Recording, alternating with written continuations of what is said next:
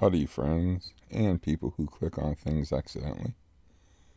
I have a couple things to report. One of which is Chris, the war veteran. Whatever he did on Sunday, I don't know if he. I got the impression that he was going into rehab, but when I spoke to him and gave him the $20 and said this will pay for the cans in case the guy comes back and picks up your cans, and it'll pay for my poker debts. And just don't knock on my door anymore, and he didn't even ask, because when I spoke to him, I said, he made a joke right off. He said, I thought you'd stay in there another day so you could watch the Browns game. And I'm like, look, dude, I almost died. In other words, it's not a joke jumping in an ambulance and staying in the hospital, getting pumped full of drugs and getting your heart shocked. It's not funny, okay? Not a joke. Serious business. Like life and death, literally. They're not doing all those tests and precautions on me because, you can't get a stroke and you can't die. So that kind of annoyed me. But anyways, he showed no concern at all for me or my welfare. Never asked oh, you almost died, or asked any questions about it. But I already said that stuff. The point being is I just wanted to tell you that I was going to be gone Sunday, and he had talked about, he used my phone, and he had talked about going to Cleveland and going into a rehab type thing. So I thought that's what that was about. So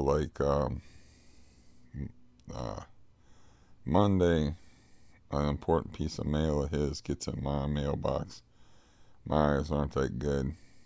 I read it, and it's from Jobs and Family Services, and the way they're set up around here, trying to get some more assistance since you don't have no job. The way it's set up around here is you gotta call them. They don't call you for your appointment anymore. So I was like, damn it. Now I got myself in a fix. What do I do here? Do I seal up the envelope, leave it in there, and then when he gets back from Cleveland, he won't know that I opened it up?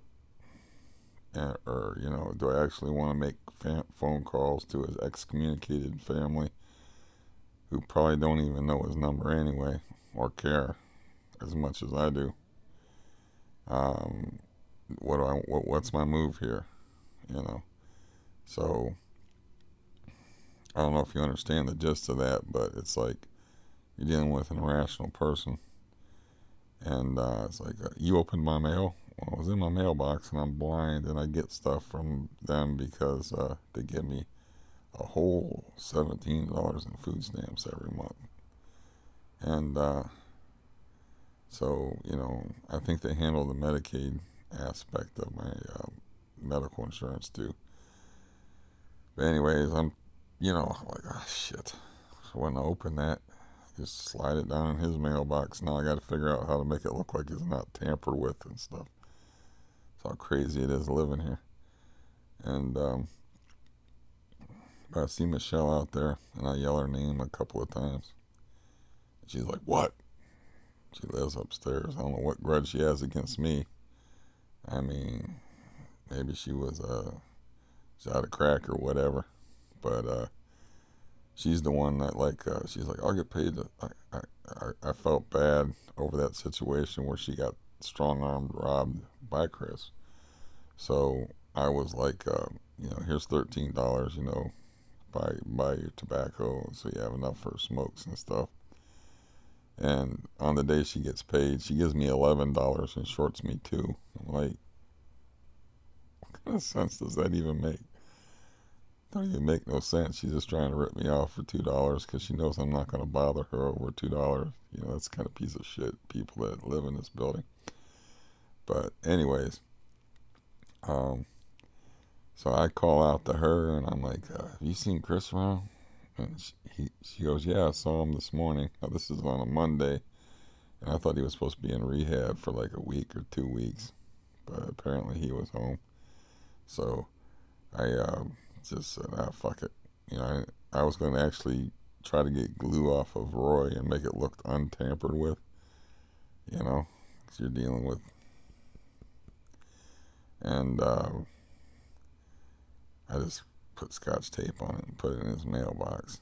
And then, so yesterday I get a package in the mail, and I go, and he's sitting out there, and I haven't talked to him since I threw that 20 at him and said, "Don't knock on my fucking door," and he hasn't, because people will take me seriously if I go there. And anyways, he sees me out there, and he's like, "Hey, Steve," I'm like, "How you doing, man?" He's like, "Hey, can you do me a favor?" Not like, "How you been? How you doing? How's your heart holding up? How you feeling?" It's all about that. It's all about him, of course. And he's like, uh, "Your niece offered me a job on Saturday. Could you call her?" And then he's talking real slow because he's some form of intoxication, drunk, high. I don't know, both. I don't know. But I was like, "You want me to call her now?" He goes, "No, I don't want you to call her now. I'll call her like 2 days before Saturday, because I want to know if I have to get up and whether, you know, the job is real or whatever." I was like, "What?" My niece does that. She likes to take in strays. And so I was like, whatever. And so there's all this anger and hostility just reeking off of him because he's used to having me out there to talk to and stuff. And now he's just sitting out there by himself. Which, if he was a more pleasant person, like I said before, maybe he could have friends. You know, there's not many people that will put up with what I will put up with from other people. I just, I know that, I know his history and stuff, and I know why he's like that. He doesn't have to be like that because I come from a bad history, but, you can't make people see reason or make people see sense. You can't, when you're an older person, you can't tell a younger person how to be because they got to find their own path, and they don't want to hear that shit from somebody that's not their father. He actually told me that, "You're not my father," once when he walked away, and then later on I was signing the police for him, being his father and taking custody of him for the night. So, whatever. Um, but yeah, the amount of hostility come off of him was palpable. You know, it's like, okay, what exactly do you hate me for? Spending time with you, uh, giving you money, giving you a TV, giving you a DVD player, buying you a PlayStation, uh, playing poker with you, and entertaining you. It's like, it's just random hate, you know. It's just like, but I have to look out for number one. My heart's been pretty good for 3 days now. I've had no, you get like a fluttering, or, you get those arrhythmia symptoms uh, that you're like, "Well, here we go. Let's see what happens. Is my heart going to go back in rhythm or what?" And I did a lot of work yesterday. Like, I wanted to do more because it's just boring. You know, I mean, I enjoy talking, obviously. This is already almost 10 minutes. Uh, but I enjoy doing a lot more. If you'll look at my history on here, I didn't start talking really earnestly until I had the benzo thing and was stuck in bed a lot. But anyways, here's something I found out that kind of made me a bit surprised and unhappy. Is it's like the crackhead lady upstairs, Michelle. And I'm calling her that because the Chris guy had a problem before, and he identified the smell. That's good enough for me, you know.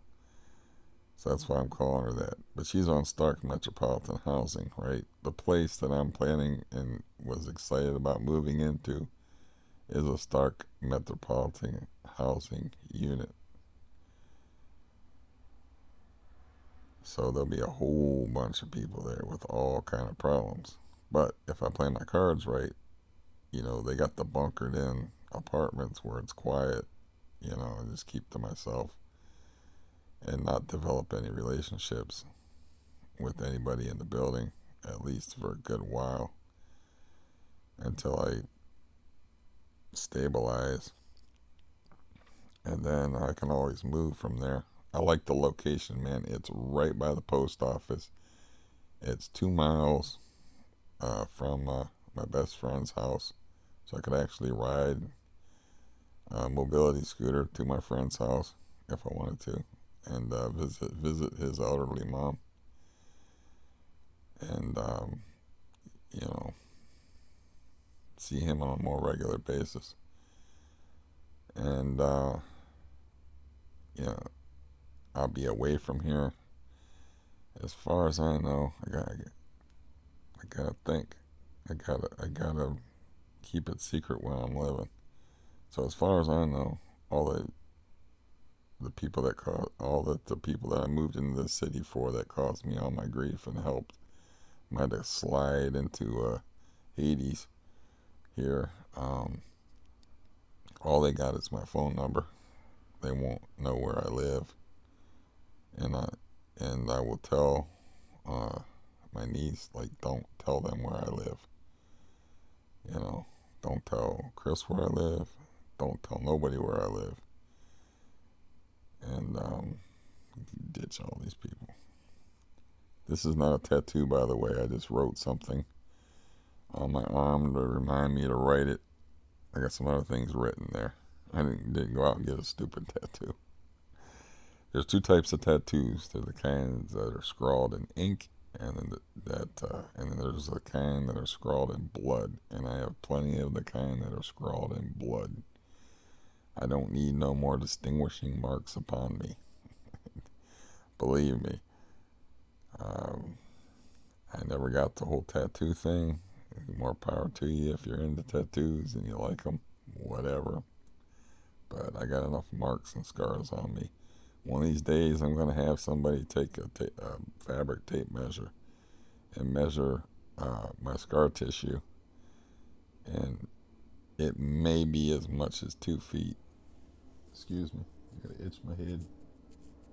And there's an airplane flying overhead anyway. Can you hear it? But yeah.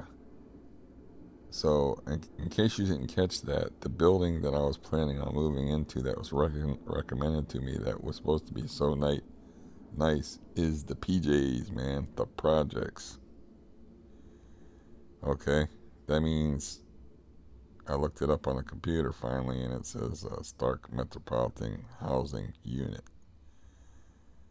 And that's why that battered woman was able to get in there so quick. And I should be able to get in there pretty quick. But the PJs is the PJs, man. It's the projects. But it's in a nice area.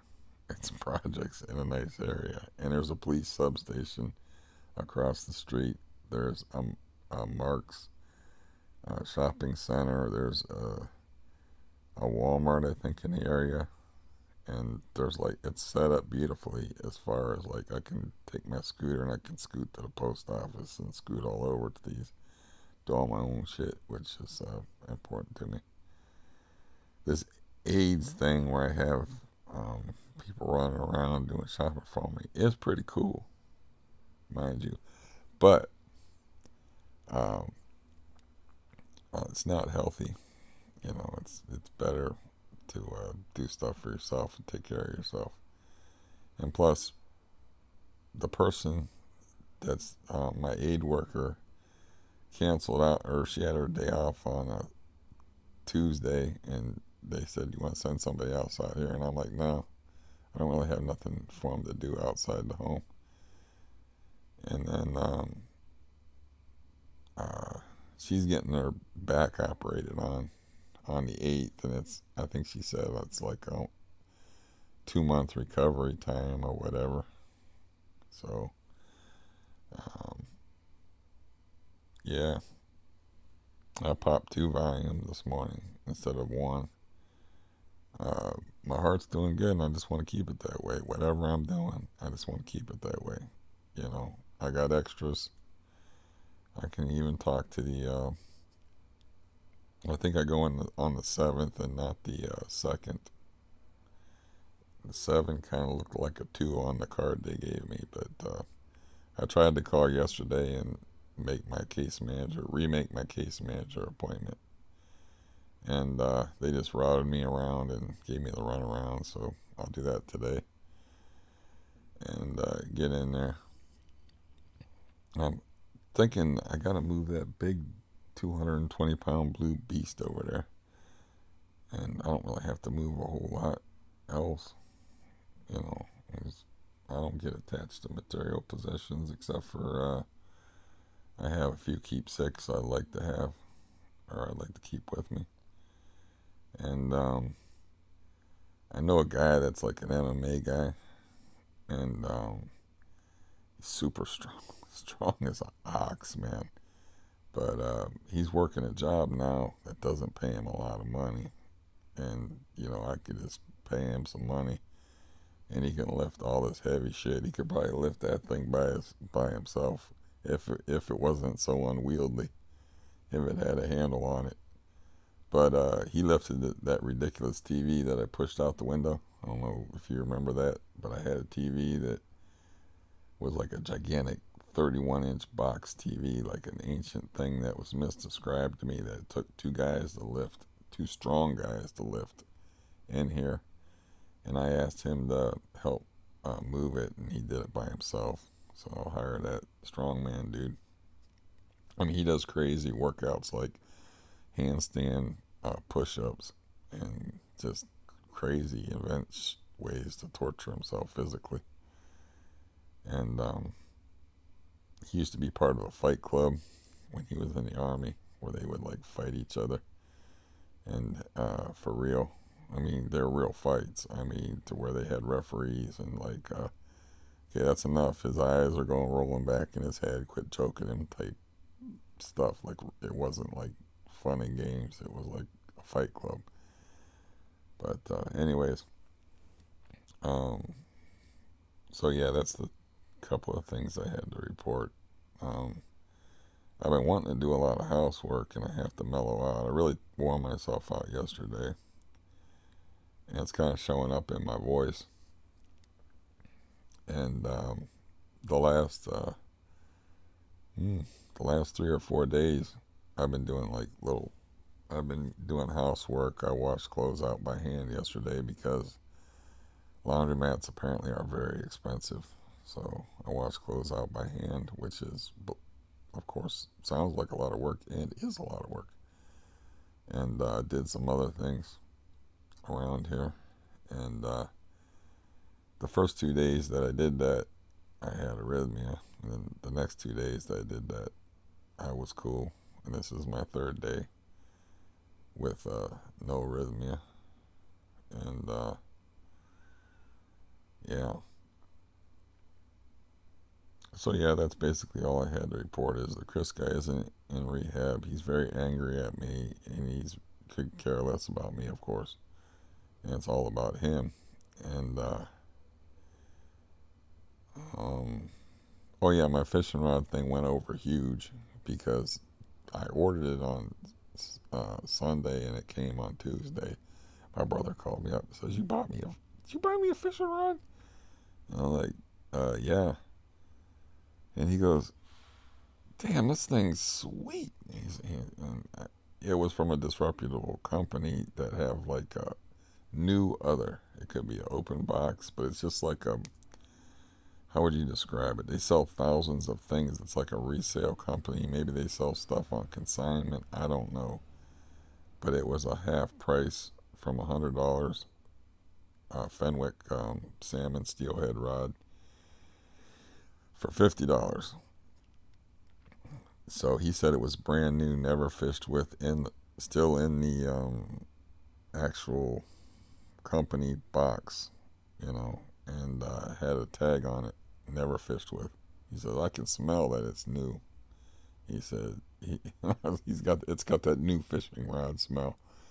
So that went over huge, and that made me feel good for a few minutes. And so that was cool. I said, well, I always try to be nice, but I was like, you earned it, because you caught every species of, you caught lake trout now, you caught salmon, you caught steelhead, you caught brown trout. Said you caught every species of salmonoid pretty much out of there that's in that water, except for coho salmon, which I've caught, and Atlantic salmon, which I've never caught. And but I was with somebody that caught one, which is a funny story unto itself, because the guy, first time we went there, he kept hooking fish and losing them. He had no idea how to fight them or do anything with them, and he's actually a better fisherman than me, but he never fished for that kind of fish before. So you have to horse those fish, as the expression goes, man. You can't give them any line at all, and he was just fishing his normal way of just letting them run and do their thing. It's like, no, you got to stay on top of them things, man. You give them a head of steam. You give a king salmon a head of steam, a 30-pound fish, forget it. So the only one he caught was a puny little 31-inch one that he snagged, and he didn't even catch it legitimately. So he said, I finally caught my salmon. And I'm like, dude, that is not a salmon. That is a steelhead, or rainbow trout. They call them steelhead, but it's really a rainbow trout. I think that spends some time in big water and gets big, whereas rainbow trout are small and stay in streams. But I'm sure this is boring to anybody that's not into fishing, but it was just funny that he just would go on and on about it. Finally caught my salmon. I finally caught my salmon. And I'm like, whatever. And then, I finally identified the fish, and I showed it to somebody who knew, and they were like, oh, that's an Atlantic salmon. And he was right. Like, I'll be damned, he was right. But yeah, I don't get to do that no more. I haven't gone fishing in earnest in I don't know how many, 6 years maybe. Did a little pond fishing, like when I got caught in that mini tornado. Um, it's before, since I've done any real fishing, it's been in anywhere from 6 to 8 years. I've been in pretty bad shape in a lot of places that you have to go to do that kind of fishing. It's really arduous, hard. Like, you're either standing on rocks, or you're dealing with. I have trouble walking across the floor, and with balance, let alone dealing with rocks and whatnot. Kind of why I bought the boat is because I saw this kind of shit coming, and a boat gives you access to any water, anywhere. So, I saw this coming like 10 years ago. But yeah, that's the news. The guy's not in rehab, super angry at me. The place that I'm planning to move into apparently is the projects, which is still better than here, because I won't know anybody there, and they'll have, I've already had described to me, they have bunkered apartments that are pretty soundproof, so I can just concentrate on, I'm used to being alone, so that's not a big deal. I can just concentrate on not getting involved in anybody's bullshit, and just I can even work on my audiobooks again, which I've been neglecting. And my stress level should go down. And, once I'm confident in my heart again, then start dropping off the benzos, which I gave up here for obvious reasons. I mean, I think I gave up like 5 months ago. I made an announcement like, I ain't quitting that shit here. I should have never even tried to quit that shit in this building. You know, repeats, June, down to 7 milligrams a month for the month of June of Xanax. And there's a meth explosion here. The squatters, I figured out, were kicked out August 31st, and then September is when my aunt that I was close to had all her health problems, and October is when the bottom fell out, and I just kind of gave up. It's like I held tough through all the hard shit, but then once my aunt got sick and looked like she was gonna die, I kind of like just gave up, and I went up for 7 milligrams of Xanax in June, 50 and a half in October, and November 38 milligrams, and then December heart episode, cardioversion, and switch to a Valium, which the switch to Valium went real fast for me. It didn't take me long. I didn't follow their directions at all as far as how you were supposed to take 70 milligrams of Valium. Like, yeah, okay, I'm sleepy right now with 20 milligrams in me. Um, so, yeah, I switched from fairly easily from Xanax to Valium. It took, I don't know, I'd have to check my chart. I quit keeping my chart. That's how I could look it up. I'm not going to do it now, but that's how I could look it up, is I could look up my chart. And I could tell you when I decided, like, that's when I stopped charting what I was taking. I was like, I'm not trying to quit here no more. More bad shit just keeps happening here, Crazy people keep moving in here, crackheads moving in here, getting sprayed with poison, getting bed bugs, getting cockroaches. I mean, whatever.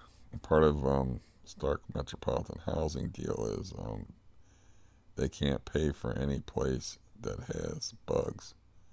So that's why the lady upstairs who's on Stark Metropolitan Housing paid her. Gerald tricked her into paying for exterminating the bed bugs, paying for the exterminator, even though he supplied the exterminator. But he supplied the exterminator for me, but I didn't pay for that shit. But she did because she was kind of over a barrel because she has to, she's worried about the Stark Metropolitan Housing not paying her rent, and she donates plasma and stuff.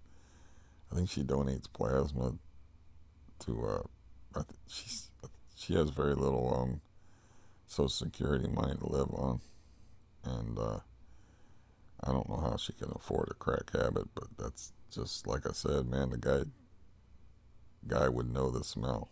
He's like, I asked him, like, how do you know? He's like, I can smell it up there, and he's got a really good nose. I noticed from hanging out with him, and their apartment doors are like right next to each other. So, anyways, that's about a half hour. I just had a couple news items to throw in there, and man, my voice is bad this morning. I got chill a little bit today. I did too much work yesterday. I mean, you can't always go by how you feel. Like, you feel good, so you want to do stuff, and you want to be active because it's fucking boring laying in this bed and, watching movies. And it sounds like a wet dream to people that have jobs and stuff like that.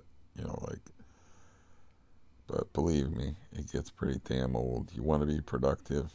You want to do productive work, and you want to feel like you're contributing to society in some way or another. You just don't want to lay around, do nothing. It's a surefire recipe for madness. But anyways, just check in real quick. Half an hour is real quick for me, so catch you next time.